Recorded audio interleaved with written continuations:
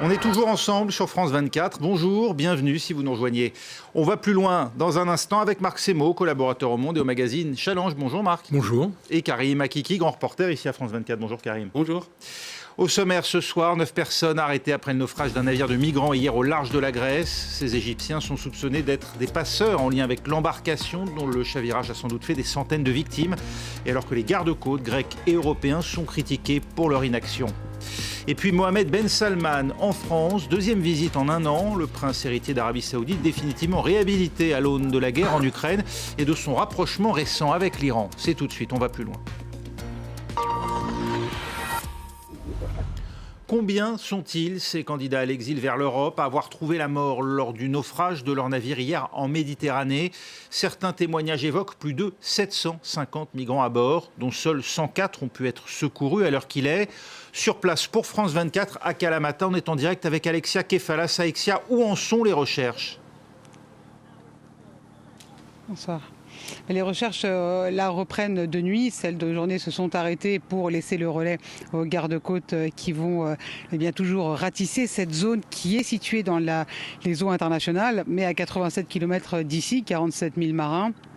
L'idée en fait est de survoler la zone par un avion de l'air, un Super Puma qui en fait jette des projectiles de manière à éclairer les gardes-côtes et les guider dans leurs recherches.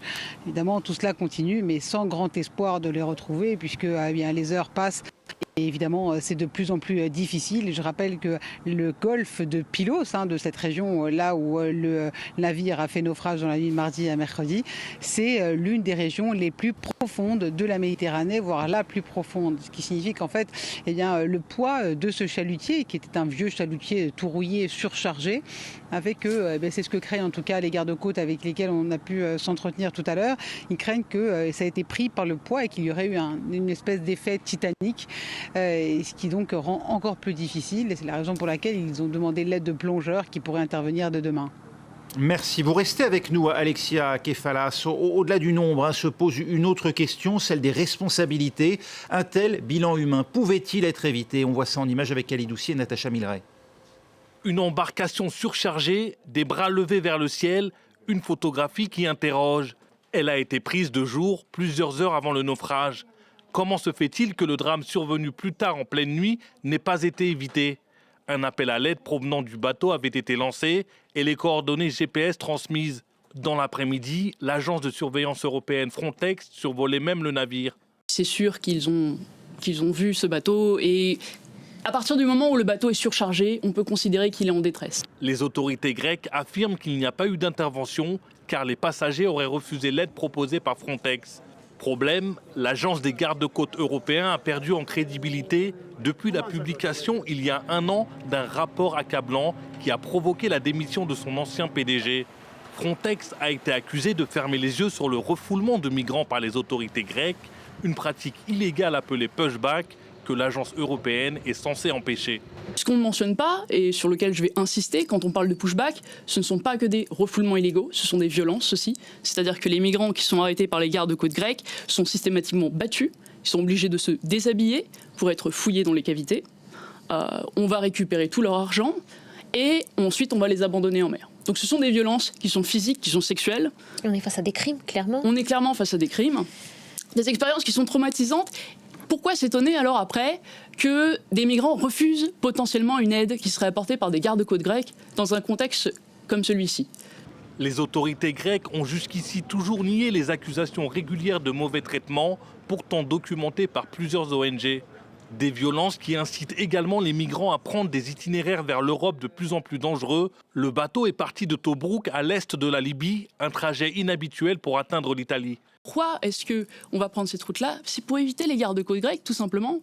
Et c'est pour espérer avoir plus de chances d'atteindre l'Italie sans être capturé, tout simplement. Plusieurs ONG réclament une politique de sauvetage ambitieuse portée par les États. Depuis 2014, plus de 20 000 hommes, femmes et enfants sont morts dans cette partie de la Méditerranée. Alexia Kefalas, on vient de l'entendre dans ce reportage, les gardes-côtes grecs sont en accusation aujourd'hui.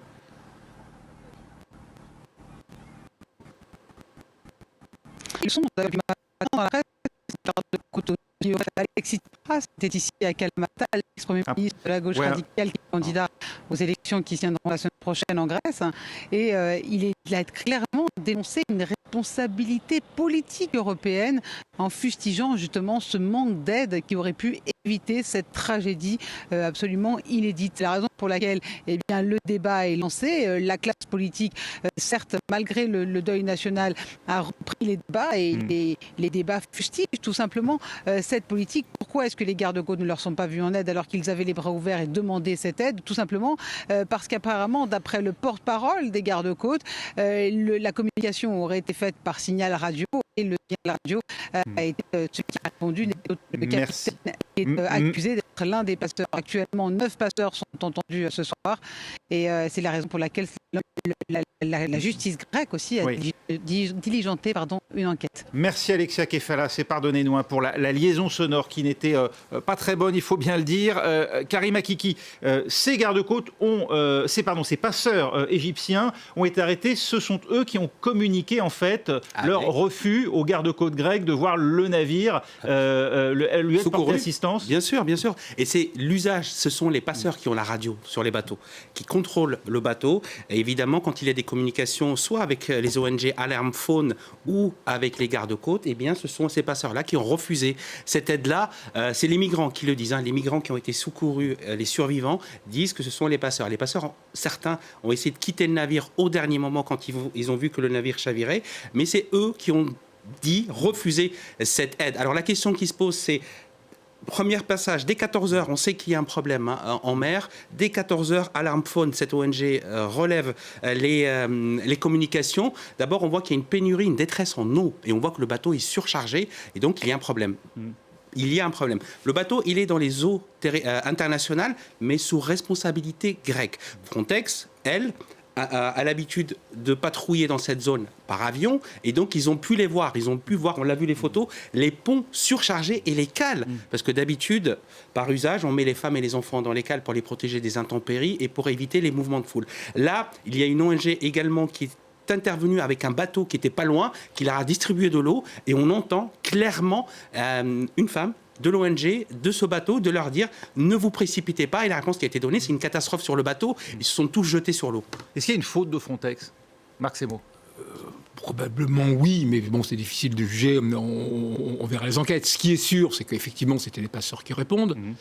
Ce qui est sûr, à propos de l'ampleur de la tragédie, ce qui est terrible, c'est que les 104 personnes qui ont été sauvées sont tous des hommes, ce qui corrobore ce fait que, comme le plus souvent, les femmes et les enfants sont dans les cales, ce qui est absolument atroce, parce qu'ils sont morts noyés dans les cales au moment où le bateau sombrait. Ce qui est sûr aussi, c'est que ces migrants ne veulent pas aller en Grèce, parce que la raison pour laquelle ils prennent cette route, qui est très longue, parce que ça part de Libye, ça longe un peu le Péloponnèse côté ouest, ensuite ça va vers l'Italie, c'est parce que la Grèce est un cul-de-sac. Et parce qu'effectivement... Il y a la Crète qui est pas loin. Voilà. Ils veulent avoir une entrée, la Crète est pas loin. Et c'est un cul-de-sac. Il y a effectivement de nombreux témoignages sur des maltraitances de la part des gardes-côtes, y compris parfois même dans les camps. Donc pour toutes ces raisons...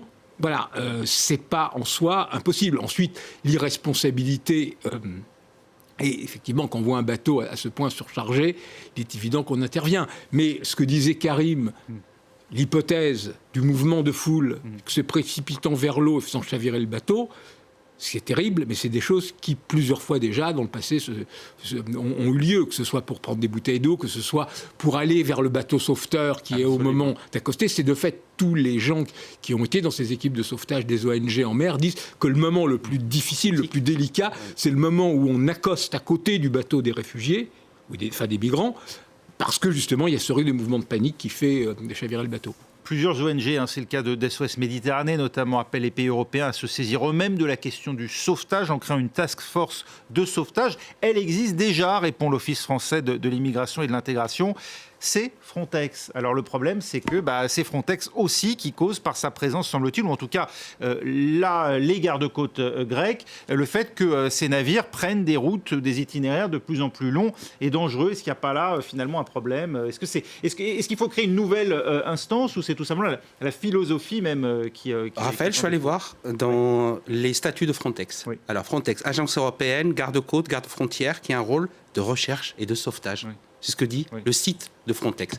Il y a aussi la loi de la mer. La loi de la mer, quand on voit un bateau en détresse, eh bien, on déroute les autres bateaux pour pouvoir les aider. Donc pas nécessité de créer une task force de sauvetage, il faut réformer Frontex en fait. Il faut réformer Frontex, ou en tout cas revenir à la base de Frontex. C'est quoi Frontex? Est-ce que c'est Frontex qui va sanctuariser l'Europe et empêcher que les migrants arrivent? Donc Frontex est éminemment politique. On sait qu'il n'y a pas de politique européenne en matière d'immigration, ou en tout cas d'accueil des réfugiés pour l'asile. Il y a un projet qui a été mis en place, qui va avoir le jour finalement pour avoir cette politique de l'asile. Mais si vous voulez, chaque État a négocié, une fois avec la Turquie, une fois avec la Libye, en laissant et en détournant surtout le regard. Parce qu'on sait ce qui se passe, on connaît la réalité, et c'est une réalité mafieuse. Ce sont des mafieux qui transportent des migrants avec des familles, des femmes et des enfants. La responsabilité de l'Europe en tant que pays européen, avec notamment Frontex en première ligne. Frontex existe depuis 2004, c'est récent, hein. C'est pas la force européenne qui existe depuis longtemps. Donc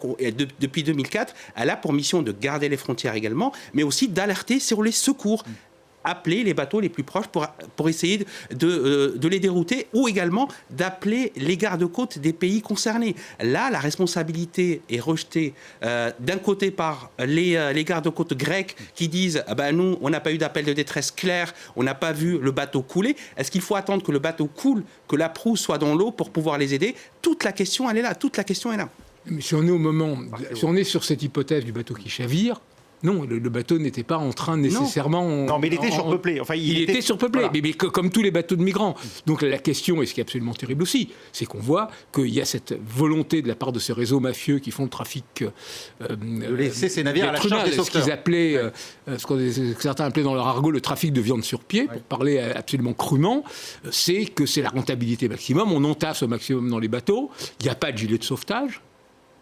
D'ailleurs, au départ, on sait que ces migrants ont refusé de partir. En partant de Tobrouk, ils ont vu qu'il y avait des problèmes de moteur tout de suite. Ils ont demandé aux passeurs de faire demi-tour. Eh bien, les passeurs, dans ces cas-là, qu'est-ce qu'ils font? Eh bien, ils frappent, ils tabassent les migrants qui refusent de se taire, et de se taire et de les mettre dans la cave. C'est un système mafieux de traite des humains. Ensuite, il faut voir aussi Tobrouk, parce que Tobrouk...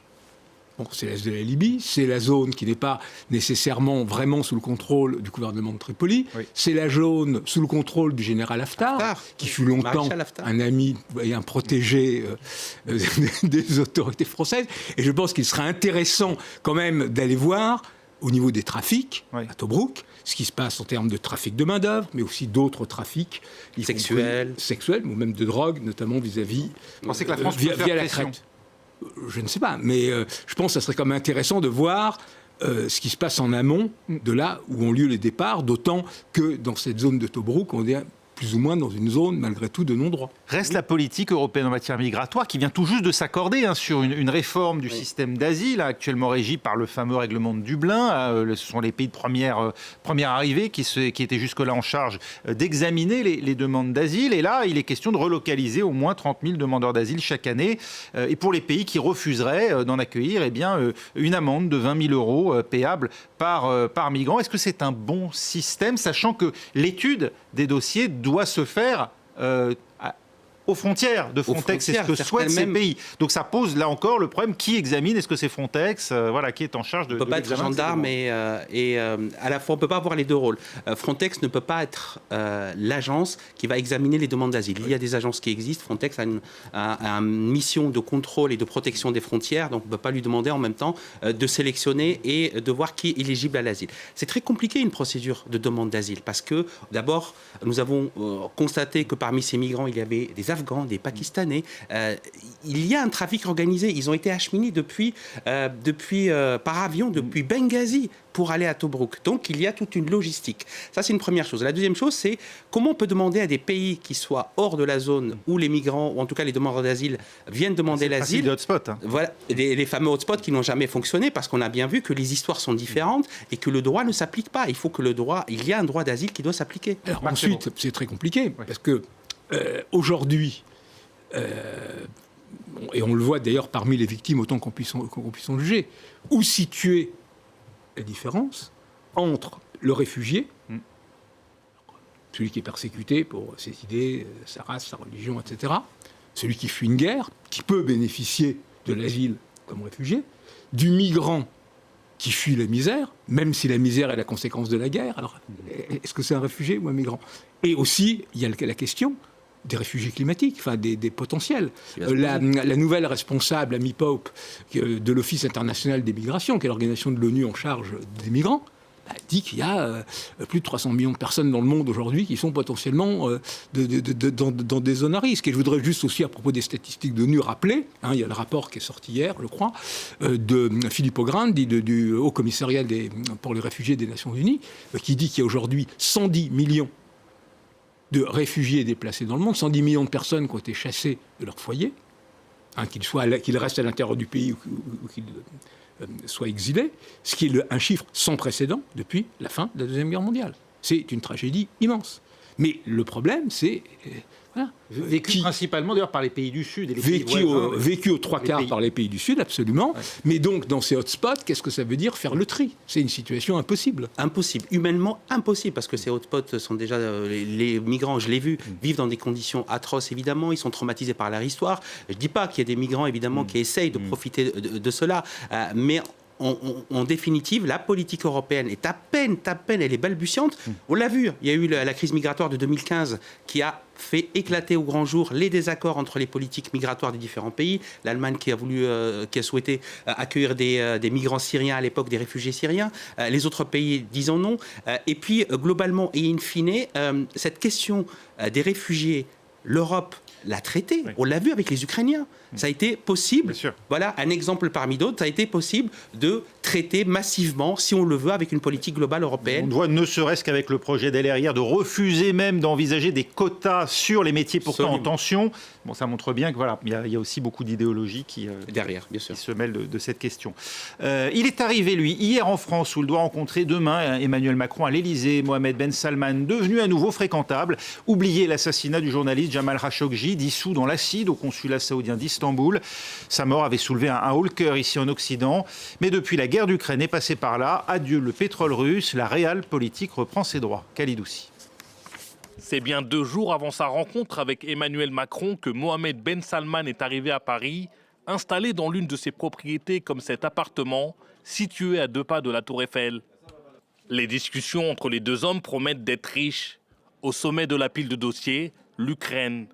Le président français espère convaincre Riyad et son poids sur les pays non alignés de faire pression sur Vladimir Poutine pour retirer ses troupes d'Ukraine. En mars 2022, l'Arabie Saoudite et plusieurs pays arabes, dont l'Égypte et les Émirats arabes unis, étaient sortis de leur position de neutralité et avaient voté 3 résolutions de l'ONU condamnant l'invasion de l'Ukraine par la Russie. Autre sujet brûlant, l'Iran. Après 6 ans de rupture diplomatique, Riyad et Téhéran ont officialisé leur rapprochement par la signature d'un accord à Pékin le 10 mars dernier. Une aubaine pour les pays occidentaux confrontés à l'Iran dans le dossier du programme nucléaire iranien. Toujours au Moyen-Orient, l'instabilité politique du Liban sera sans aucun doute évoquée entre Emmanuel Macron et MBS. Des experts indiquant que Riyad pourrait notamment aider à assouplir la position du Hezbollah via l'Iran et ainsi trouver une solution de compromis.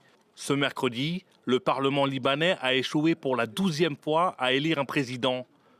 Sur la question des droits de l'homme, cette nouvelle visite à Paris de MBS ne passe pas. Choqué. C'est la 2e visite avec grande pompe, des visites officielles qui ont lieu en moins d'1 an. La dernière fois, c'était en juillet 2022. Nous sommes choqués parce que MBS a un bilan en matière de droits humains effroyable, proprement effroyable. C'est la peine de mort. L'Arabie Saoudite, c'est le 3e pays en termes d'exécution, après la Chine et après l'Iran. Cette rencontre se déroule à une semaine du sommet pour un nouveau pacte financier mondial organisé à Paris autour d'Emmanuel Macron et en présence de Mohamed Ben Salman. L'un des objectifs du rendez-vous est de lutter contre la pauvreté.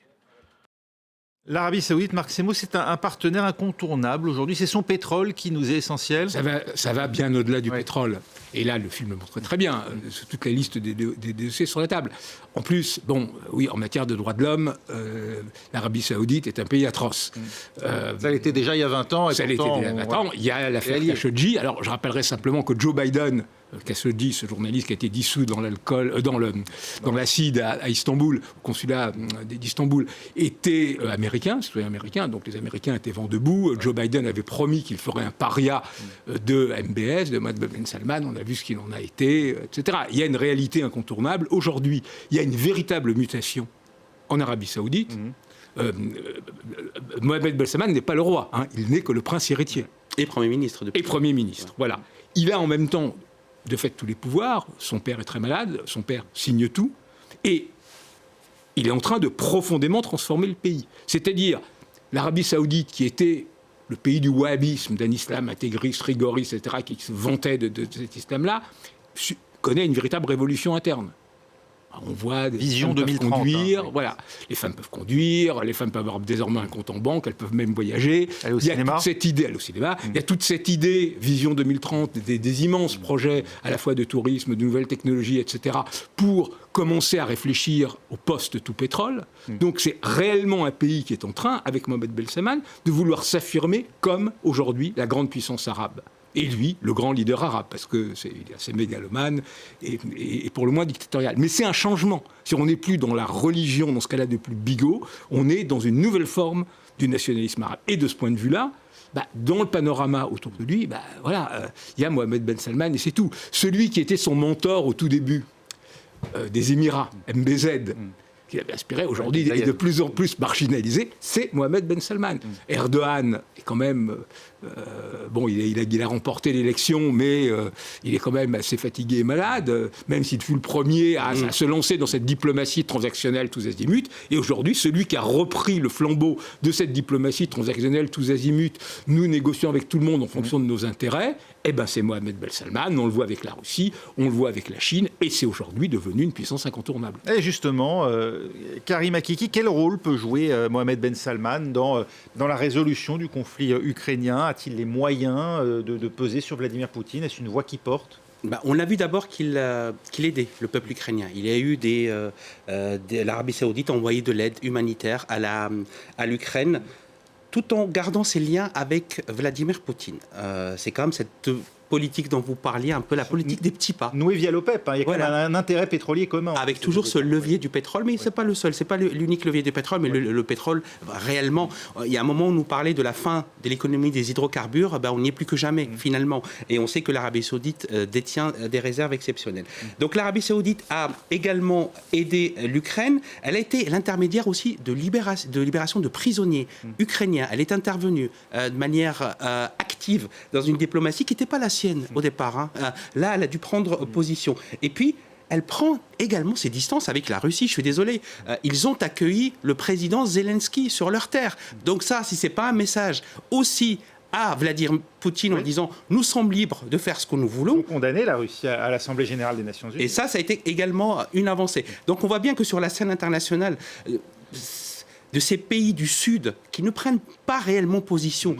Emmanuel Macron a envie que ces grands pays du Sud, on parlait de ce pays sunnite qui est quand même majeur dans le Golfe Persique et puis au Proche-Orient, il a envie que ces pays-là prennent position dans cette guerre parce que jusqu'à présent, on a vu des initiatives ici et là sans véritable prise de position. Réarrimer l'Arabie Saoudite à la coalition occidentale à laquelle elle appartenait indéniablement sous Donald Trump, c'est ce qu'on observe aujourd'hui. Alors, quid de l'Iran? Parce que c'est quand même ça aussi, la grande interrogation. Le rapprochement de l'Arabie Saoudite avec l'Iran, peut-être avec l'idée d'apaiser la situation dans la péninsule en vue de Vision 2030. Est-ce que c'est une aubaine pour les Occidentaux qui voient là peut-être un moyen de peser sur les Iraniens ou au contraire la crainte de voir un nouvel axe se constituer contre eux et peut-être contre Israël d'ailleurs aussi? Absolument. Pour le moment, le jeu est ouvert. Ça peut être l'un ou l'autre. Ça va être d'ailleurs un des tests de cet accord de réconciliation entre les Saoudiens et les Iraniens qui s'est fait sous parrainage chinois. Les Chinois avaient les moyens de peser sur les deux. C'est eux qui maintiennent l'économie iranienne ou ce qu'il en reste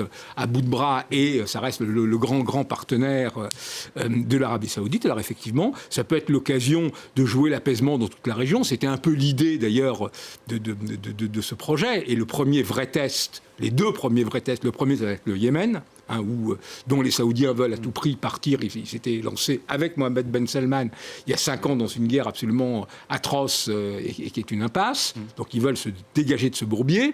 Le deuxième, c'est le Liban. où évidemment et l'Iran et l'Arabie Saoudite par proxy interposé sont des acteurs fondamentaux. Donc voilà, ça va être les deux premiers tests. Donc on peut imaginer que ça pourra un peu pacifier la région. L'autre hypothèse, effectivement, c'est que face à un Occident que percevrait comme toujours plus arrogant, il y ait mais disons que pour le moment, cela semble moins probable dans la mesure où, au niveau des Saoudiens, les liens avec l'Occident restent quand même, et notamment économiques, restent notamment extrêmement étroits. Oui, c'est la base. Et puis ces liens économiques vont permettre aussi, on l'a vu dans dans le sommet de Paris, qui aura lieu également la semaine prochaine, c'est ce que vous dites, c'est vraiment ça, c'est la continuation logique de ces liens à travers l'économie. On consolide et aussi les rapports géopolitique sur place. Et puis l'Arabie Saoudite, quand même, dans le Golfe, elle est indispensable pour faire ce